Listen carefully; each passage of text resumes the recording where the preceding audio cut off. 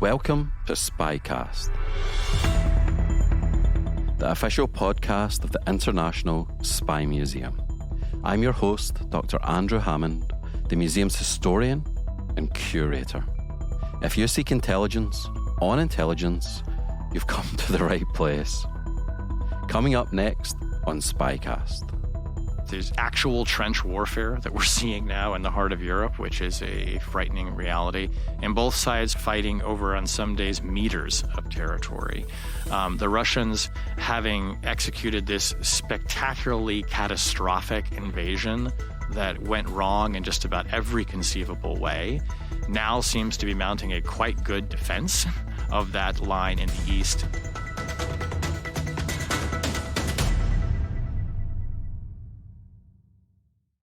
Shane Harris is an intelligence and national security reporter for The Washington Post. He has been writing about these issues for more than 2 decades, including a period with the Wall Street Journal. He is the author of 2 books, The Watchers on the Rise of Surveillance in the United States and At War on the Rise of the Military Internet Complex. He was part of a team that won the Pulitzer Prize for Public Service in 2021.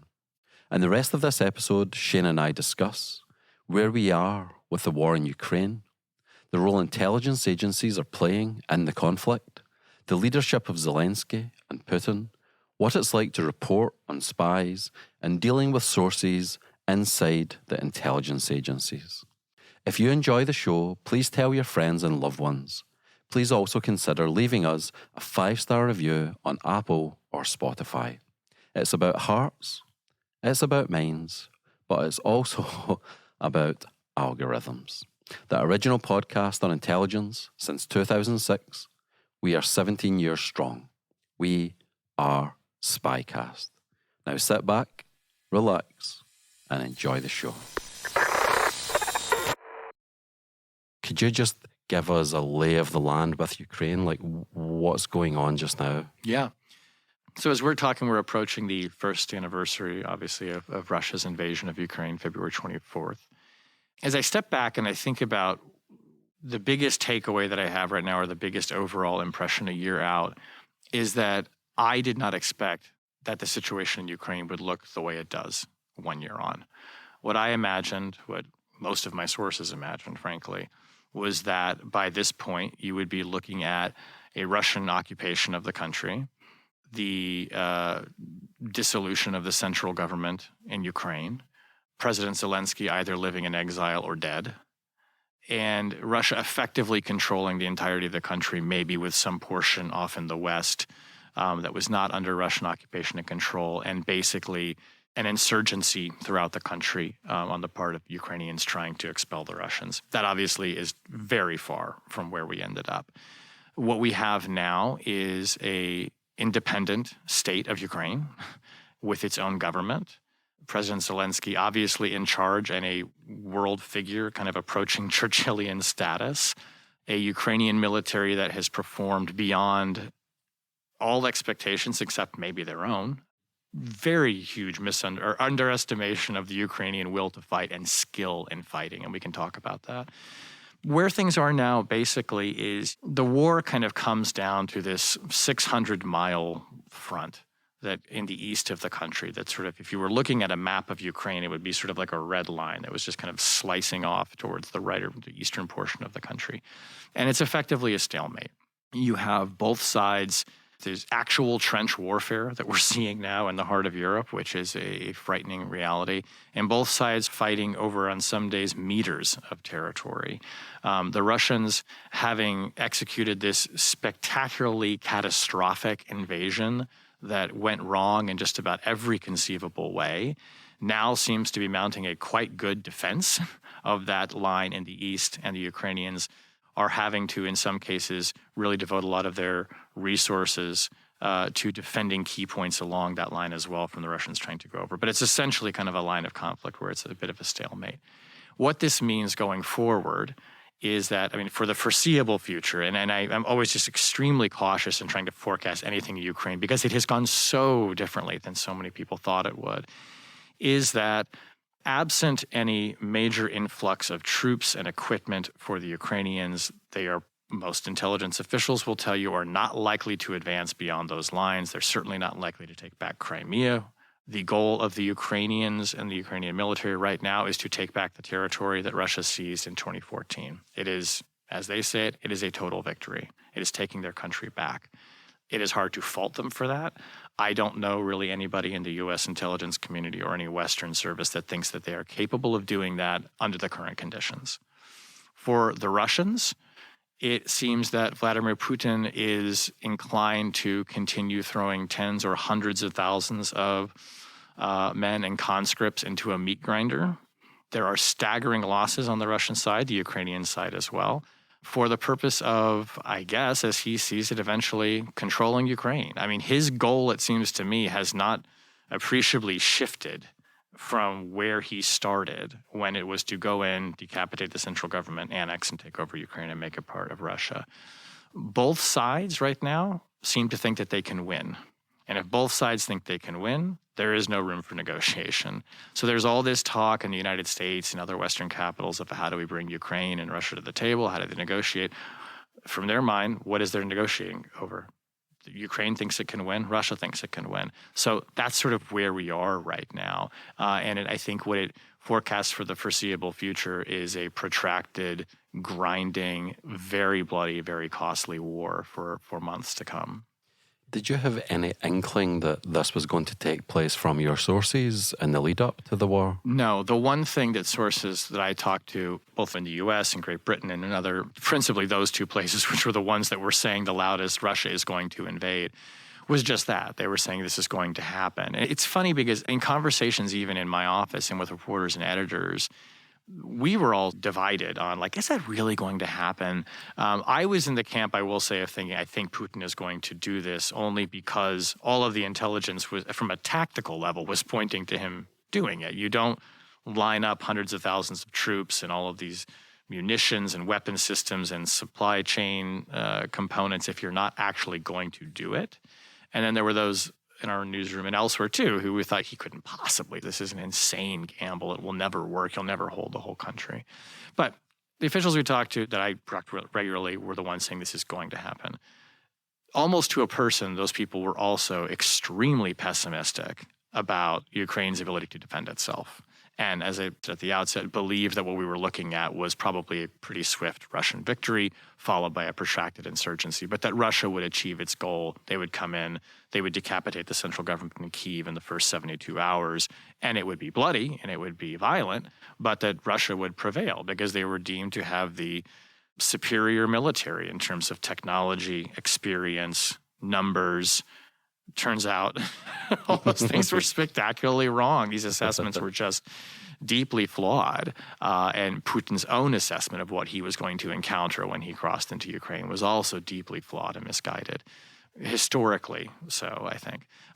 So no, I think I think U.S. intelligence officials that I talked to were almost as surprised, and happily so, as anybody by the extraordinary gains that Ukraine was making from the beginning. I mean, and this was really, it's something that's worth kind of reflecting on. And we just completed for the paper, which will run this week, a kind of an oral history of the first 24 hours. And I was interviewing Bill Burns, the CIA director, for this. And he was even saying that in the first 24 hours from the reports they were getting of Russian troop advances, they could see them faltering. They could see them stumbling and not performing to the level that, the analysts had said that they would. So from the beginning, Russia is sort of botching this invasion. And that was a great surprise. I can remember having a conversation maybe 2 weeks in with a Ukrainian official who I stayed in touch with throughout the course of the war, who said to me, he said, "We're going to win." And I kind of looked at him like, "What do you mean you're going to win? Like, what does win mean?" And he's like, "No, we're going to win. We're going to push them out. They will be gone. We will win." And over time, he just kind of kept being proved right in so many ways. And in so many of the things that he insisted would happen in terms of repelling the advance and the Russians turned out to be more accurate than not. And whenever I see him, he always reminds me, he always starts off by saying, "Shane, I told you we're going to win." And that spirit has just come to define Ukraine, as we've all been able to see. That is not what I think my source is, and certainly not what I was expecting when the war began. It's interesting that you mentioned the Churchillian comparison, because during the period of 1939, 1940, especially before Pearl Harbor and the Russian invasion of the Soviet Union, if you just looked at the facts on the ground, there was no conceivable way that Great Britain could win. But I guess the illustration of that is that we never know what future conditions are going to shift or change. It could go lots of different ways, but it's quite interesting that almost defiance that the Ukrainians have. Yeah, absolutely. In my conversations with people in the British government and with British officials, that is not lost on them. I mean, it's not obvious to people in the United States, but the degree to which Europeans and the British view this war in kind of more existential themes than we do in the United States. It is in their backyard in some cases, right? It is poses a more direct security threat to them, to their sovereignty, to their safety. But I think British people in particular look at Zelensky and they do see echoes of that. And they understand what it's like to have been a country facing extraordinary odds and truly fighting for your life and for your independence. So those themes, I think, just are palpable when you talk to people sort of on the other side of the pond, which is not to say that Americans and American officials are not also moved by what the Ukrainians have done, but it doesn't resonate in the same way as I think it does for people in Europe and in Britain. With your sources, have any of them given you anything that helps us understand Vladimir Putin? So here at the museum, we have an exhibit on the Cuban Missile Crisis, and we discuss something called leadership analysis, where you're trying to figure out what makes this person tick, and Khrushchev on the one side and JFK on the other side. But what are people saying about Putin? Is it down the pub talking about horoscopes? Is it kind of the conjectural and people are speculating, or have you found anything that actually has given you some traction on understanding what Vladimir Putin's all about or what he's doing? Yeah, Vladimir Putin remains something of a black box right now. It's a different position that the U.S. intelligence community finds itself in than in 2015, 2016, when we'll remember the intelligence community was able to say publicly that not only had Russia interfered in the U.S. election by, hacking the DNC and the Clinton campaign and releasing these emails, but that Vladimir Putin had directly authorized this operation as a way of undermining the election and ultimately maybe having a little more skin in the game for Trump. They could confidently make that assessment because they had intelligence and they had human intelligence that was close enough to know that. It's my understanding that those sources are no longer available to them in this, and or at least that level of access and that kind of insight into Putin is not as acute and not as sharp as it was in 2016.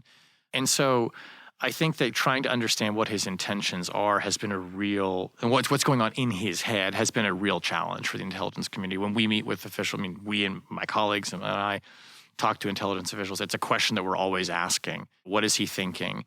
And it's hard for them to know. One reason why the U.S. was able to so accurately predict the invasion of Ukraine was not so much because it had access to leadership targets, but because I think the amount of technical intelligence gathering was so robust that they effectively had, through some human sources, but also through signals intelligence, through satellite intelligence, that was the bulk of it, what effectively amounted to a war plan, and could both see and hear them lining up to invade. That's different than having an insight into what Putin is thinking. And so he remains elusive in that regard. A number of people I've talked to who they've offered some analysis based on, to some degree, speculation, but also just watching him, being able to know where he's been for the past 2 years. And historically, the things that he's said, and he's even said today about Ukraine, they do see him as someone who got very isolated during COVID. They think that this may have, I don't want to say made him paranoid, but maybe he narrowed his thinking and his line of vision a little bit. It is not a system that rewards sending bad news up a chain, obviously. He is, to a significant degree, surrounded not just by sycophants and yes men, but people who have the same sort of imperial vision of Russia that he does and have the same hatred of Ukraine that he has and he has stated repeatedly in his writings, in his speeches. He's fixated on Ukraine. And so in that sense, I do think the intelligence community has a good sense of what's motivating him, even if on a kind of tactical day-to-day level, he remains a pretty elusive leadership target. What can we take away from Putin dressing down the head of the Russian Foreign Intelligence Agency, the SVR, one of the successors to the KGB, Sergei Narishkin? So Putin publicly, you can watch it on YouTube, humiliates him and dresses him down. And this is someone that's meant to be in charge of a feared and storied intelligence agency. What can we draw from that what's going on? Yeah, I mean, it kind of was sort of in the early days and even like leading up to, I think, in the invasion, where there's that moment where they're all sitting in that palatial marble room and everyone's kind of getting up and saying, yes, I think invading Ukraine's a great idea. And he's sort of like, you can see Narishkin is sort of having some hesitation and some doubt about this. And Putin, as you say, sort of dresses him down over it. What I took from that was that this was Putin wanting to have kind of no daylight between himself publicly and his advisors. Whether or not Narishkin really did doubt whether the invasion was going to succeed or not, or thought it was a good idea or not, I don't know. I'm not sure anyone knows. Clearly, nobody stood up to Putin sufficiently enough to back him down from this. And if anything, what you've tended to see, and as the war has gone so badly for Russia, is people pushing him to do more, not less. And there's even infighting within the military ranks as well. Putin, I mean, it's been said so many times, he is an ex-intelligence officer. I think he thinks like an intelligence officer in many ways.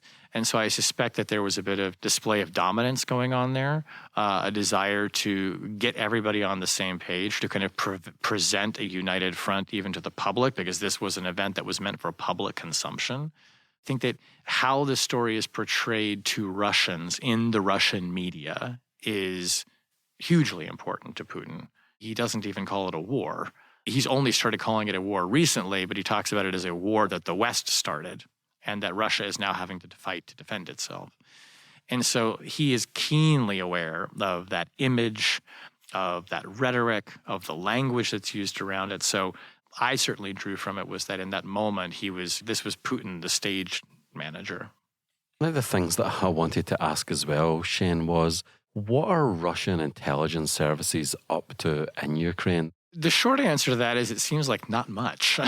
Okay. Insofar as, a lot of sources I talk to are very surprised that Russia has not devoted more of its intelligence resources towards the war in Ukraine. And what they seem to be doing instead is devoting a lot of attention and a lot of manpower to trying to penetrate other governments with their own assets, with intelligence officers, with so-called illegals, people who have kind of been in place for some time who then become activated. We've seen a number of arrests recently in the past several months of Russian intelligence assets.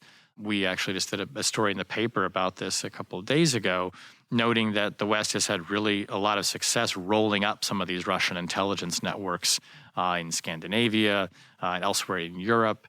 And I think what's striking to me is that the Russians seem to be devoting more intelligence resources to that kind of traditional espionage and intelligence gathering than they are to trying to understand what is happening in Ukraine. One explanation for that could be, and we've done a lot of reporting on this at the paper as well, is that the FSB and kind of the related intelligence agencies' analysis of what they were likely to meet in the way of Ukrainian existence was so flawed, it was so off, that it could just be that Putin's not listening to them and saying, like, you guys really screwed this up on the way in, and so what do you have to tell me now? But that is fascinating to me. I mean, it's something I didn't really appreciate until we started getting into more reporting on Ukraine, but Russian intelligence, as a lot of analysts will tell you, is sort of kind of had this historic blind spot when it comes to its near abroad. So Ukraine is not always kind of a target that Russian intelligence is understood very well, and it is kind of more interested and focused on elsewhere in Europe, on the United States, gathering intelligence there, which of course is of strategic importance to Russia, obviously, as well. But that kind of blind spot, or even that kind of chauvinism about thinking that Ukrainians were just the dumb country cousins that were just going to welcome us as liberators or reintegrating them into Russia, was so far removed from the reality of modern Ukraine. And the intelligence services in Russia just did not seem to appreciate that. And were not communicating that to Putin, who I think seemed to think that this was going to be a cakewalk. The history of Russia and Ukraine is fascinating and complicated. To help you digest the podcast, here's a 60-second primer. Both trace their origins to a common ancestor that was the first Slavic state, Kievan Rus. Think about it, Kiev, the capital of Ukraine, and Rus, the first part of Russia. They formed the two most populous and important states in the 15-member Soviet Union and were two of the four founding members of that union in 1922. This being said, they are not historically identical, as Putin has claimed. Ukraine maintained a separate linguistic and cultural identity upon which Ukrainian nationalism was built in the 19th century, which led to persecution by the Russian Empire and the suppression of instruction in the Ukrainian language from 1863 to 1905. Increasingly an unwilling colony forced into a union, there was a brief period of independence between the end of World War I and the formation of the Soviet Union, before further Russification under Stalin. In 1991, 92% of Ukrainians voted to leave the Soviet Union in a national referendum. Essentially, both states have different historical interpretations of the past. Never, ever forget how powerful this force can be in the present.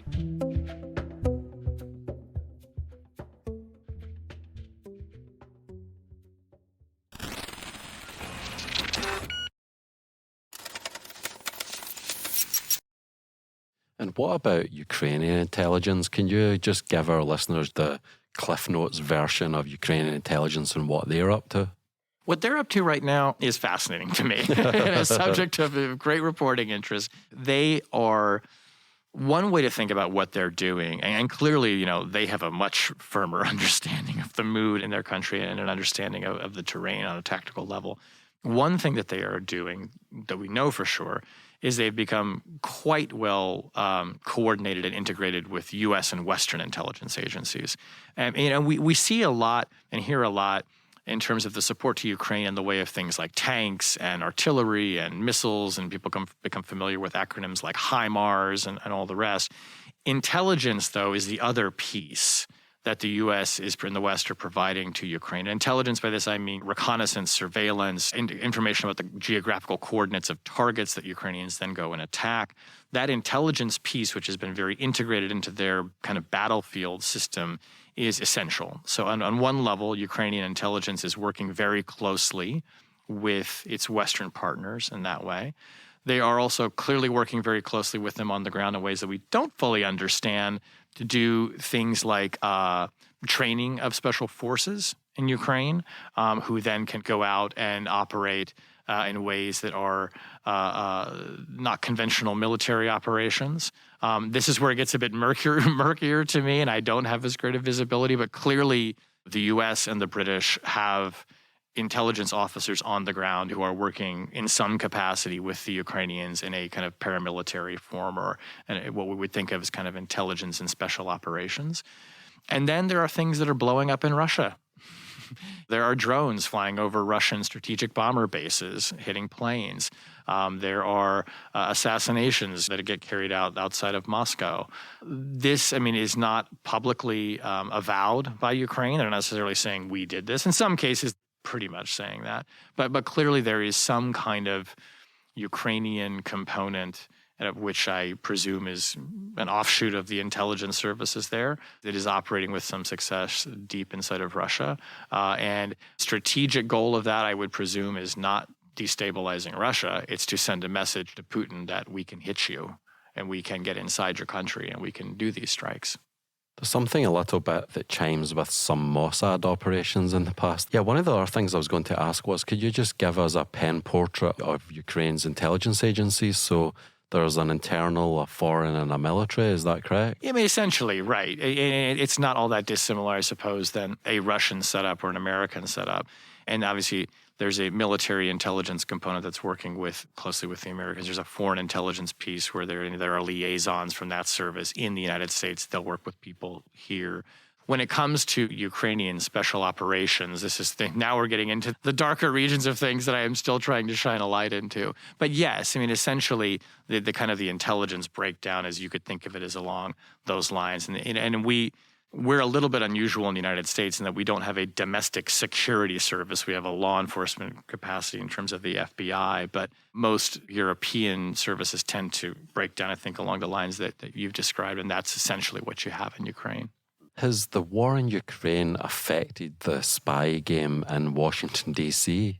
One of the things that I find fascinating at the International Spy Museum, and I'm sure you find fascinating working at the Post, is this is one of the global epicenters of espionage, and we know historically that Russians run operations in and around this region.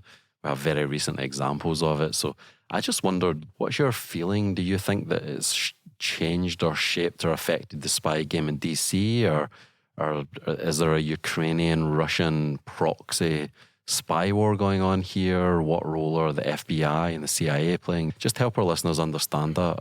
I think that what's probably changed, the spy game, particularly for the Russians, more in Washington and in the United States, actually is if you go back to the attempted assassination in Britain of Sergei Skripal by officers for the GRU during the Trump administration.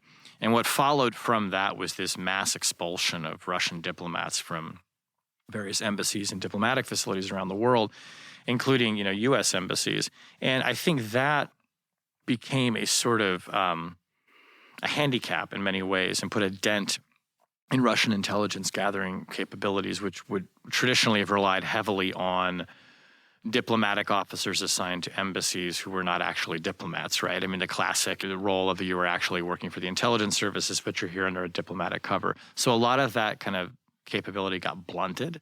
And what we've seen is the Russians now in Europe, and I think in the US to an extent, trying to cycle people through who've been expelled and get them filled into positions in other embassies. And so there's a bit of a cat and mouse game going on there of making sure that these people who were expelled don't just come in and get backfilled by other people who were expelled from different capitals.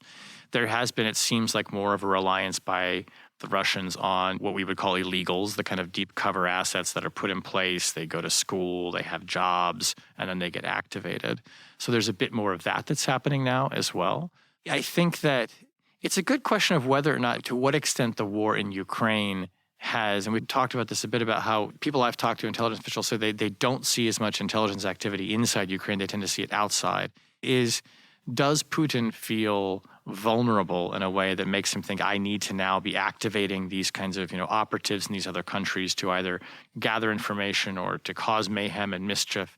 And I think there may be something to that. I think he may feel that he needs to be more aggressive in intelligence operations and for making some of his adversaries feel unsteadied. It's very interesting. There was this series of mail bombs that were intercepted in Spain, and there's been a lot of speculation around whether or not the Russian government has some sort of connection to that. It's quite unclear. There's been some good reporting on this by my colleagues at the New York Times. But if we take it as like that there is some sort of Russian influence over groups in Spain sending mail bombs to diplomatic facilities, Ukrainians, Americans, is this some kind of insurgent-like activity that Putin is fomenting or pushing as a way of trying to harm his adversaries and to knock them off balance? There have been, in the United States, there are intelligence assets from Russia that have been resettled. There have been credible threats to their life, the sort of Skripal-like attempts maybe that the Russians have made. This is before the invasion of Ukraine. I think that Russia's intelligence services for the past several years after the Skripal killing have been very stressed, and the traditional modes that they use to gather information have been complicated and compromised and blunted by some of these expulsions. So you see a Russian intelligence service kind of adapting to a new way of doing things. And to me, that's fascinating because that's not a static situation. They're responding, their intelligence services and Putin are responding to events and kind of, making do with what they have. If you don't have an embassy full of diplomats to conduct your spying, okay, start activating these illegals with ornate cover stories that you've been building. Do you get a sense that for the US, so say President Biden has been the president since Russia invaded Ukraine, do you think that this has changed his view towards intelligence in any way, or is it more of a continuation of the same? Do you pick that up from your sources, or is it the more Biden just administration? You mean? Yeah, or is it more just the same? No, I think they've had a fairly profound shift in their thinking and their use of intelligence as a kind of just a baseline. It's an administration that and a president that value intelligence as a component of policymaking. and as a component of strategy. This is a group of policymakers that have a very rigorous kind of process of which intelligence is a key role. And one reason why I think that you can discern this profound shift is if you look at the run-up to the invasion, the president directed the intelligence agencies, and this was kind of an idea that the heads of the intelligence agencies and Jake Sullivan, the national security advisor, sort of hatched to declassify significant portions of intelligence that the U.S. had on what Russia was up to and to make that publicly available. And they did that by disclosing it in the press, principally, or by talking about it in some cases publicly. That was a major change. I mean, traditionally, the intelligence community does not go around telling the public what it knows about its adversary, particularly in a situation like this where events are unfolding rapidly.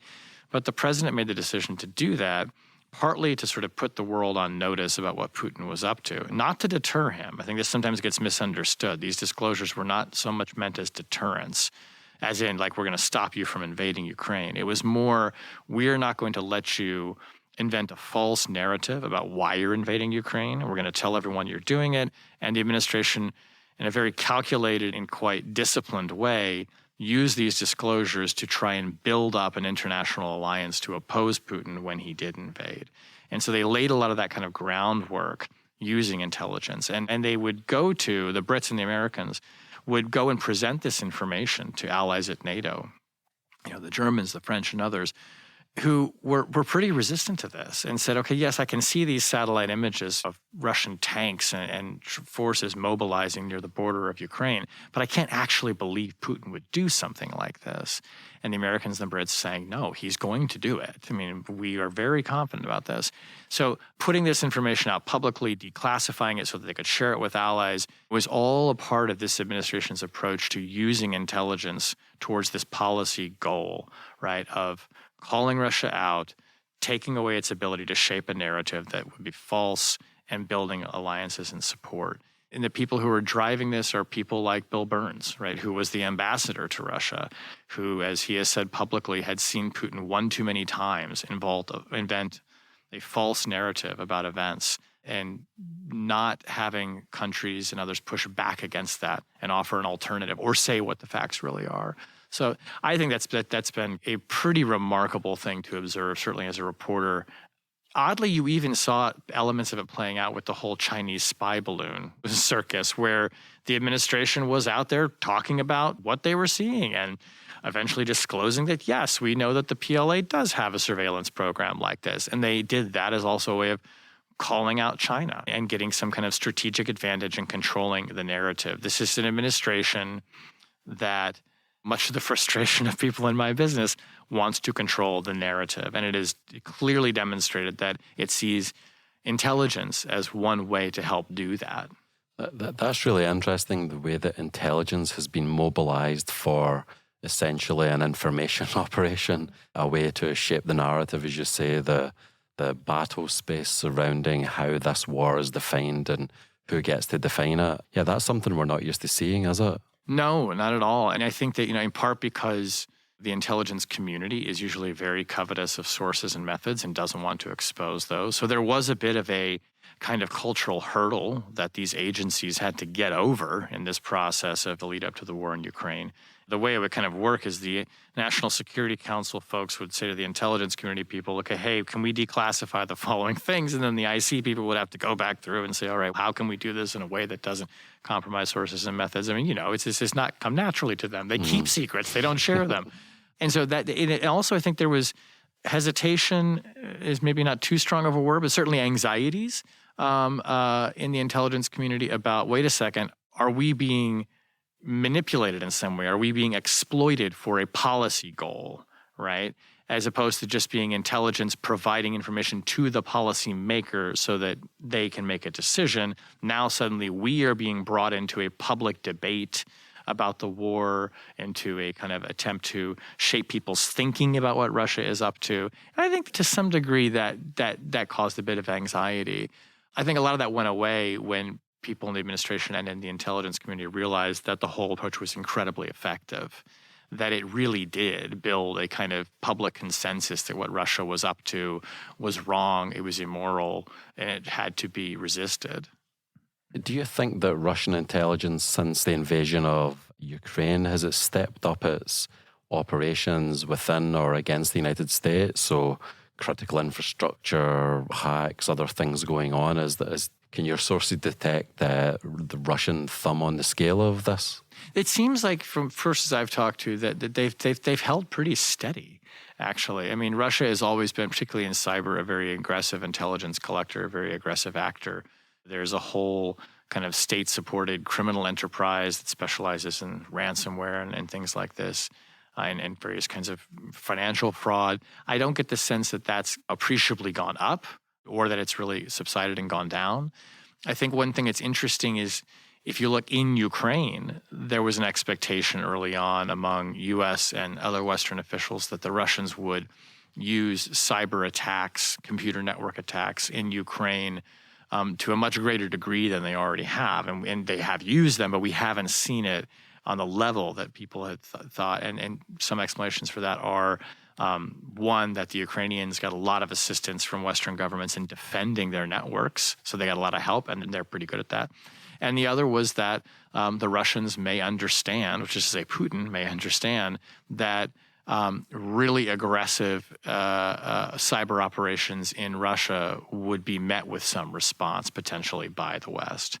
I think the Biden administration, particularly if they, and this is true too if there was a critical infrastructure attack in the United States, would not see responding in cyber as a kind of red line that it won't cross, in the sense that like there are certain weapons we won't give to the Ukrainians. If the Russians started attacking critical infrastructure facilities on a huge level or doing that elsewhere in Europe, I think that Putin understands there'd be some kind of response from the West on his infrastructure.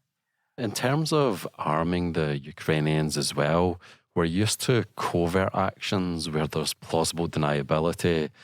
Think about the covert action in Afghanistan from 79 to 89, but this is an overt action, right? Tie that back into intelligence, because that's also something that they're not used to doing. They're used to playing smoke and mirrors to try to hide their fingerprints, but this time it's just we're giving it to these people, and yeah, it is what it is. Yeah, and it's I think it's a remarkable thing to see. I mean, a colleague of mine recently went to a factory here in the U.S. where they're building artillery shells, and she's saying they're filming it on her phone and sending us back the video, which we put in our story.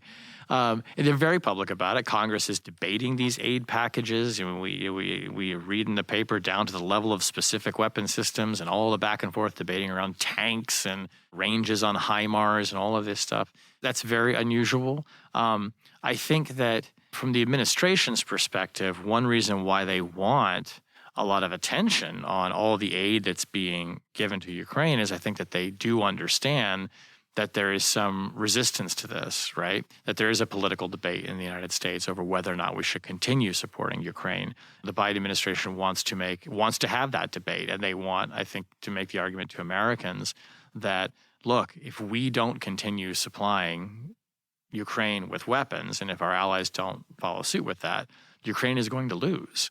And I think that is true. They have been as successful in this war owing to their will to fight and their skill to fight, owing to Russia's disastrous performance, and undoubtedly owing to the supply of weapons that they are getting from the West and principally from the United States. If that goes away, they have nothing to fight with. So I think that part of the calculation of being so public about this is to keep that public support going. I mean, this is like reminiscent of like the Lend-Lease program, right? There is a kind of, you want to summon public support and public will behind this, so you go out and you talk about all the stuff we're sending to the Ukrainians. For this podcast, the preceding episode, at the very end of it, there was a cryptic clue about what the content of this one was going to be. And it's the victory call from World War II, dash, overlaid with give us the tools and we will finish the job in Morse code. So the two of them are playing side by side. So people that listen to this are going to find out what the episode's about and what the clue is about. Yeah. But that comes from this, to go back to Churchill, give us the tools and we will finish the job. So Churchill, I know that you can't come into the war just now, but please don't make sure that we have nothing to fight with. Just give us the tools and we will soldier on. And this is something, again, that we're seeing with Ukraine. Totally. And Zelensky has, in this oral history I mentioned, he and others said that they told Western leaders precisely that. Boris Johnson was recalling a conversation that he had with Zelensky, where he essentially says, what do you need right now? And Zelensky says, weapons. Just send it now. We need the tools to fight now. Don't wait. Send it. Kind of going back to our bit of the conversation with why this resonates, particularly with the Brits and people in Europe, is like we've seen this before, right? And Zelensky is making this plea, and he's come to the United States to do that as well. And it is true. I mean, they are fighting this war with weapons that we are providing to them. And it raises this interesting question of, and maybe it's more of a philosophical one, is the United States at war with Russia? We are not directly at war with Russia, but we are providing the weapons for Ukraine to fight a war with Russia. Granted, it's in its self-defense. But this is one of the things that's been such an interesting thing to contemplate as I've been covering this story. I mean, I grew up in, one of the fever periods of the Cold War as a child of the 1980s, and movies like Red Dawn and wondering if we were going to be invaded, or like watching The Day After on television and wondering if we were all going to be evaporated in a war with Russia. And here we are in fairly direct conflict with Russia, if at remove. And it's been, I guess, fascinating for me as a reporter to contemplate that and what that means, and to think, where could this go next? I mean, if you look at the trajectory of the weapons that the United States has been providing, it's sort of like a story of, well, we say we're only going to go this far, but then we give them a little bit, the Ukrainians a bit more. And we say, okay, well, we're not going to give you long-range rockets, but okay, we'll give you the medium-range rockets. Okay, now we'll give them tanks. And I just kind of wonder if, as this progresses, it's going to ultimately amount to the United States basically building a modern military for Ukraine, and who knows where that will eventually go. But they both can't achieve what they will consider a victory without it. And importantly, they're not going to be able to defend themselves as a country going forward unless they have a robust military capability that can credibly tell the Russians to stay away. In January 2023, the Bulletin of Atomic Scientists moved the famous doomsday clock to 90 seconds to midnight. This is the closest it has ever been to global catastrophe. As an indicator of the threats to humanity posed, ironically, by humanity itself, it is indeed a powerful metaphor.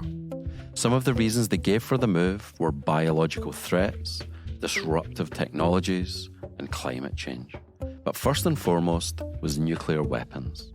They cited the thinly veiled threats to use nuclear weapons by Russian President Putin in Ukraine, and reminded the world of the terrible danger of nuclear escalation, whether by accident, intention, or miscalculation.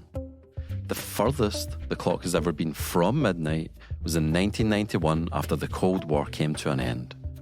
If you're interested in what midnight might look like, you could watch The Day After, a US film that came out in 1983 and left President Reagan, quote, greatly depressed.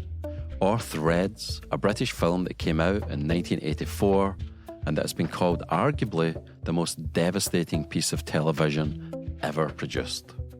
Intelligence, as you can imagine, has an important role to play in managing and mitigating the risk of that clock striking midnight and ushering in an apocalyptic catastrophe from which humanity and the planet may never recover. Tick, tock, tick, tock, tick.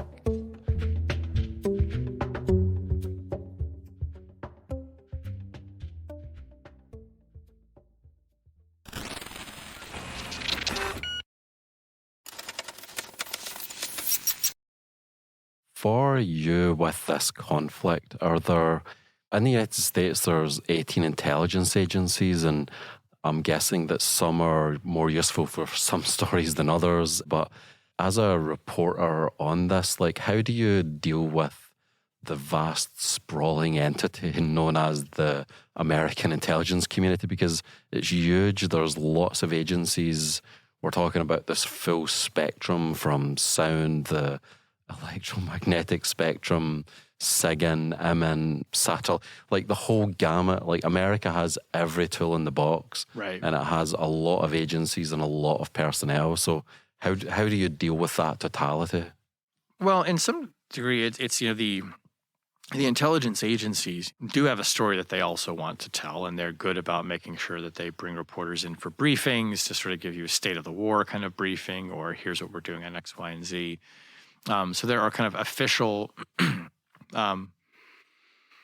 lines of communication that are open in that way. It's interesting, so many intelligence officials have spoken publicly about the war in Ukraine. Haynes has spoken, Burns has spoken, the head of the NSA, the head of the DIA.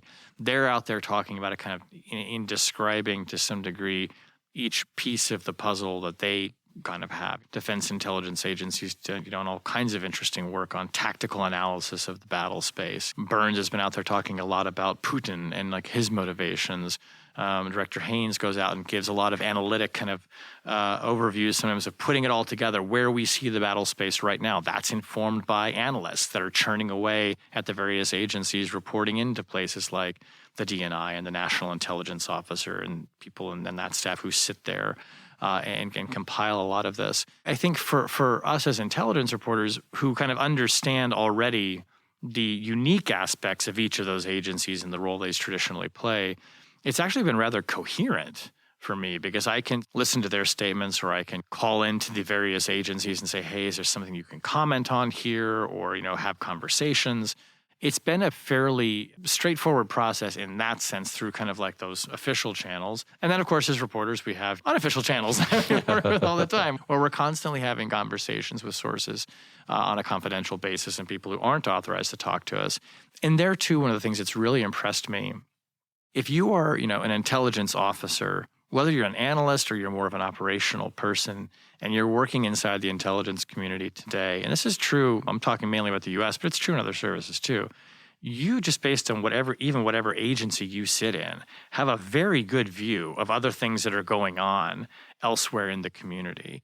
You have access to reporting, you have conversations with colleagues, you are meeting with people at other agencies. And on this subject, generally what I've found is that sources have a good sense of what's happening, not just in their own agency, but also outside of it. And so they can talk to you about the world as they see it and they're working on it, but also that's informed by people around them and colleagues that they're talking to. And I think this is, when I started covering intelligence, it was this sort of, loose, cantankerous federation of these agencies that didn't play well together and famously had rivalries. And 9/11 is a story and the war on terror of changing that and forcing them to integrate in ways as a community that had to work together.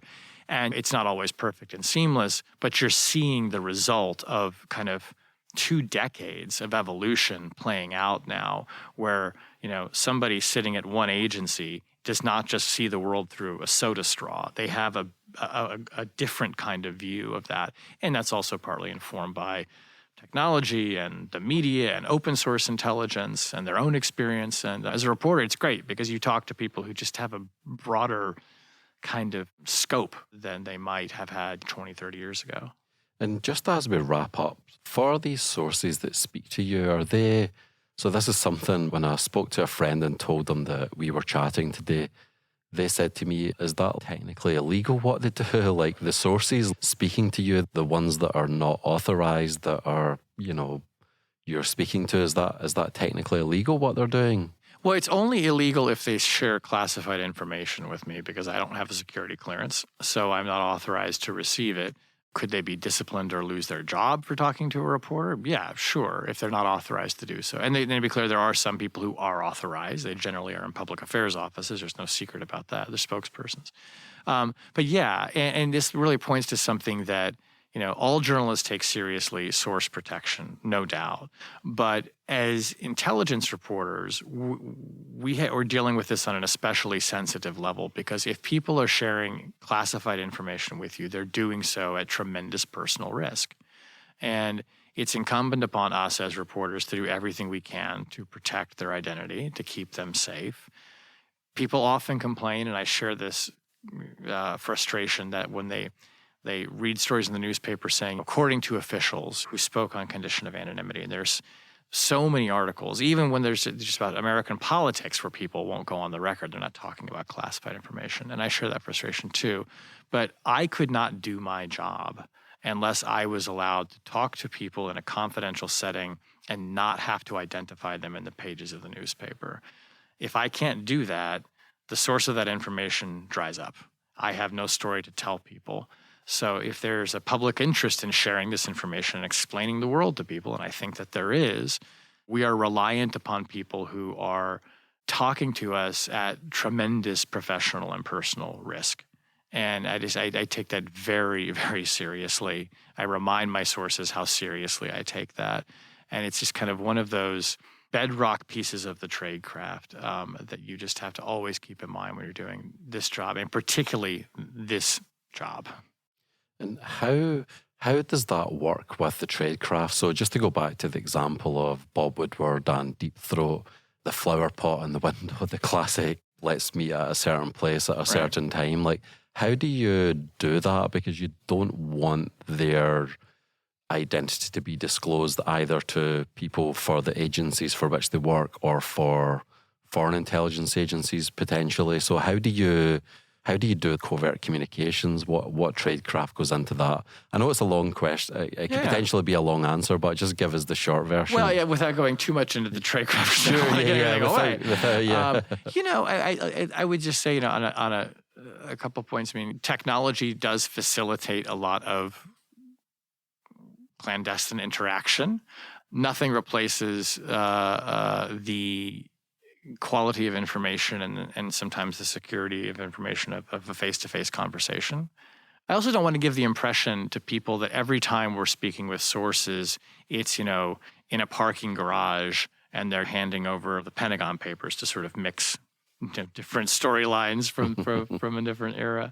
That a lot of times these are conversations that are much more benign and straightforward. But what we have to make sure that we are doing is not, to the best of our ability anyway, is not leaving a kind of a trail or a trace of this, or making sure that if we're having particularly sensitive conversations, we're doing it in a way that we have some confidence that that is being protected. And do you sometimes get skilled in that by the people that you're speaking to? They say, listen, I want to speak to you, but you need to do X, Y, and Z.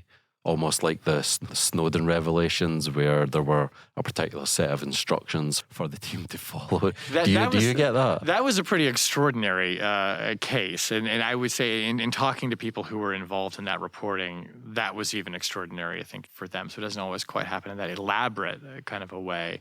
Although, I mean, I've been contacted by people over secure channels that, yes, had put conditions on the meetings and those kinds of things and gave instructions. I think generally speaking, people in the intelligence community are pretty adept at having discrete conversations and knowing how to transmit information to people. So to some degree, you sort of follow their lead and let them engage in the conversation in the way that makes them comfortable.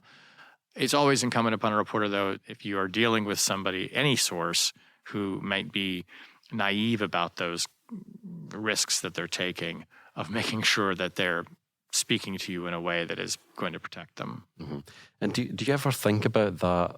We've had a good, friendly, pleasant chat here, but ultimately the stuff that you write about, I mean, we're talking about very consequential things, aren't we? We're talking about war and peace and sometimes life and death. Does that ever, the way sometimes you're just so into something that you don't think about it anymore, do you ever just have a moment where you check yourself and you think, wow, Shane, you're doing something that could potentially change someone's life, or those types of things? It's a great question. And I think that because we, to some degree, you do as a reporter want to sort of not get too caught up in things, right? Because you need to be paying attention to the job and to the tradecraft and the process and just telling the story and making sure that you're doing it as objectively and, if you need to, as dispassionately as possible. But there, I think, are times when you do, sometimes you step back and you realize that the story had just like a huge impact and you say, wow, okay, people read this and it's changing people's minds. It's doing things. I think we're always cognizant of that. But for me, I have to say, for the most part, I do have to consciously sort of step back and say, wait a minute, you're writing about things that are world events, that are life and death. And it does, I won't say give me pause, but there are moments where you kind of have to stop and catch your breath and think about that. I mean, it's interesting in preparing for this oral history that we've been doing on the invasion of Ukraine, to go back and read the reflections of officials for where they were in the first 24 hours of the war and what they were doing, it was really profound because I knew some of these stories and I remember the first 24 hours of the war, but to see it brought back so viscerally, to hear people talking about the reactions, the responses they were having, the anger, the fear, the anxiety, it was kind of one of those moments where you just have to stop and say, this isn't just a faraway thing or an abstraction that you're writing about. This is war. And that sounds obvious, but for me as a reporter, sometimes I can just kind of get caught up in the work and sometimes forget, like, this is a real thing that is happening and it's profound and it's shaping people's lives. I try not to get too caught up in that because, you just want to keep doing the job and sort of moving forward. But yeah, I mean, there are times where you do sort of have to check yourself. And frankly, where it's really important to, as a reporter, is when you are separate from the war in Ukraine, covering a story where the information that you put out could cause some sort of national security risk. It could potentially make an operation more difficult.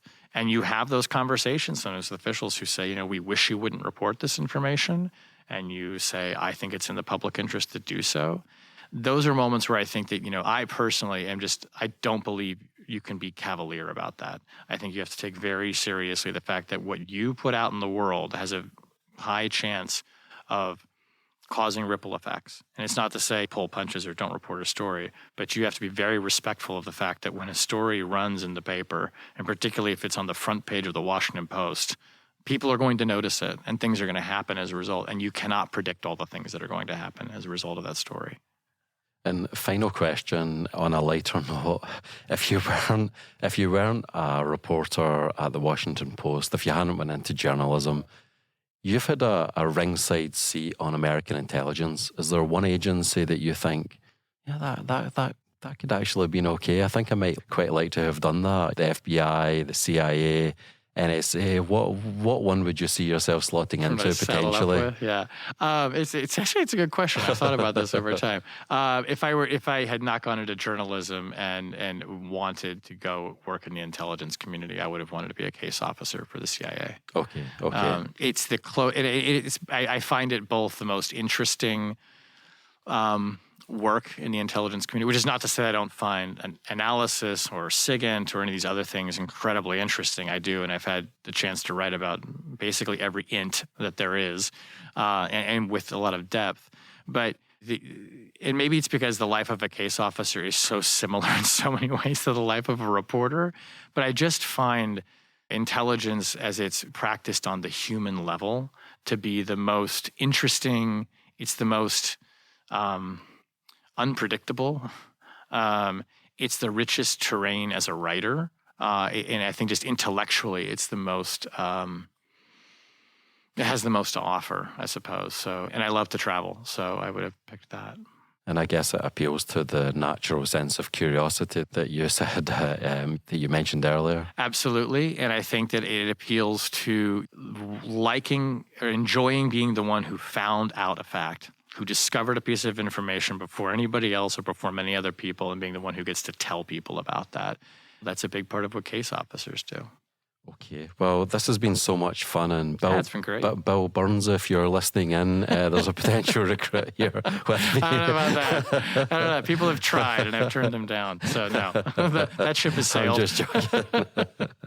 Okay. Well, thanks so much, Shane. Thanks, Andrew. This is a lot of fun. Thanks for your great questions. Thanks.